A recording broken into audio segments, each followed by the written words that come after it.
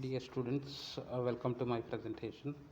Subject Cost and Management Accounting 1, presented by Vinay Kumar C, Department of Commerce, SVS College. So last class we have discussed the few things about material control, and also we discussed the importance of the material control. So let us discuss or let us do some problem towards material control. The problem is like this: a supplier quotes for material N as follows: lot prices. So this is the various lots. The first lot is 200 kgs at rupees 250 per kg. The second lot is 500 kgs at rupees 1.75 per kg, and third one 800 kgs at rupees 1.25 per kg. E allows a trade discount of 25% and a cash discount of 3%. If payment is made within 15 days, one container is required for every 100 kgs of the material, and containers are charged at rupees 15 each, but credited at rupees 10 on return. The buyer decides to buy 800 kgs. Transport charges amounting to rupees 100 are charged by the supplier. Calculate the purchase price of 800 kgs. So this is the problem given. Hope you are all familiar with trade discount, quantity discount, and cash discount. So these are the pricings of material purchase. At the time of purchase, you are going to get the discount. The discount may be the trade discount. This trade discount is relates to a full discount about your purchase, your all purchase. So for example, you are buying different types of material, the material A, material B, material C. For all the A and B, C materials, you are going to get the overall discount at rupees 10%. So the 10% discount is the general for all the type of product. So that is trade discount. The quantity discount is separate. For each and every product, you are going to get the discount separately. Even though some organizations, enterprises, they are also provide a cash discount also. So if you are buying 10 lakh rupees of material, so we are going to provide 30,000 40,000 rupees of cash discount. Like that, maybe the discount is provided by the organization. That means purchasing department. So these are the things that's applied to the at the time of purchase. Okay, anyway, we have taken the problem. Under that problem, we are having 3 lots. Okay, so now we should have some statement, call it as a calculation of purchase price. What should be the purchase price of 800 kgs? Okay, see, once again, see the problem for 800 kg. So nodi here, trade discount we are getting 25%, cash discount is 3% if payment is made within 15 days. So it is applicable that the purchase is held within the date.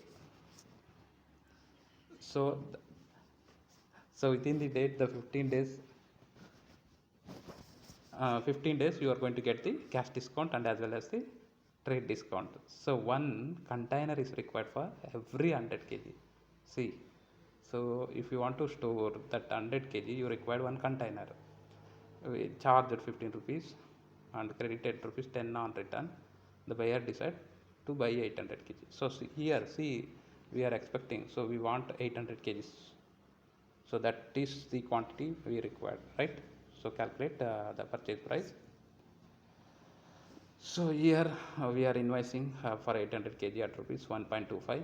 So that is 1800 multiplied by 1.25. It is 1000. Deduct the trade discount. So what are the discount you are getting? Trade discount at rupees 25. So for 1000 rupees, 25% is 250, right?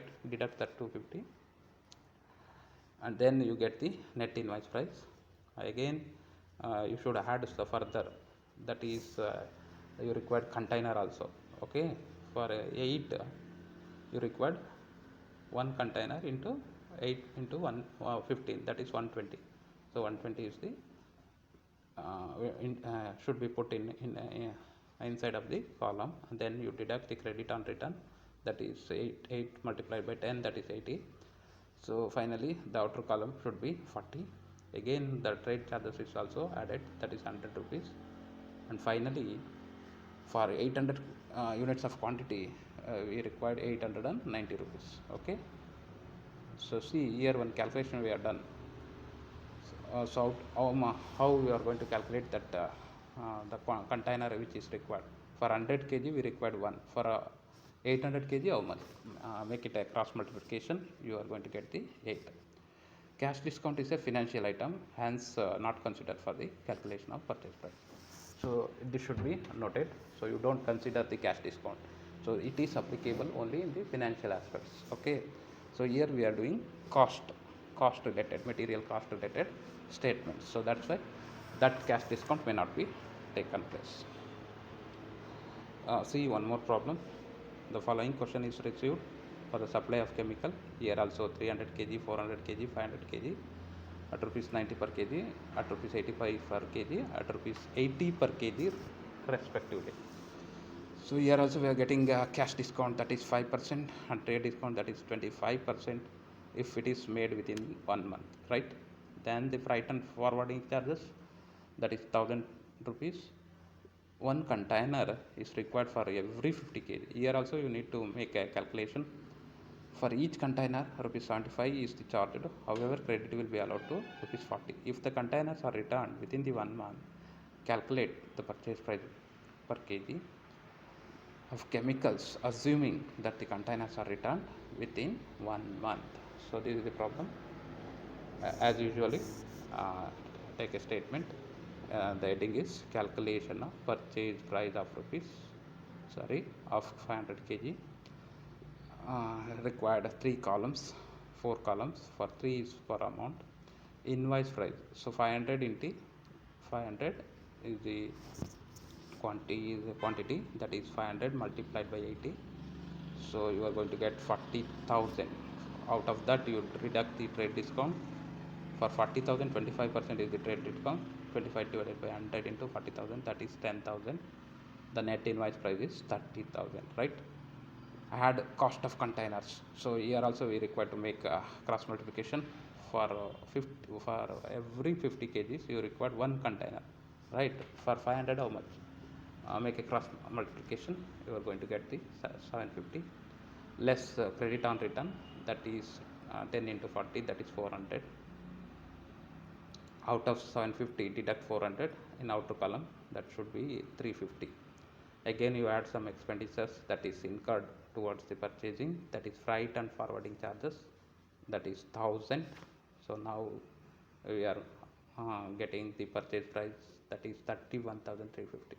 Okay, for 500 kg the purchase price is 31,350. Even though you can also calculate per unit also, 31,350 divided by 500 kg, you are going to get 62.7 is the per unit. Okay, thank you for watching.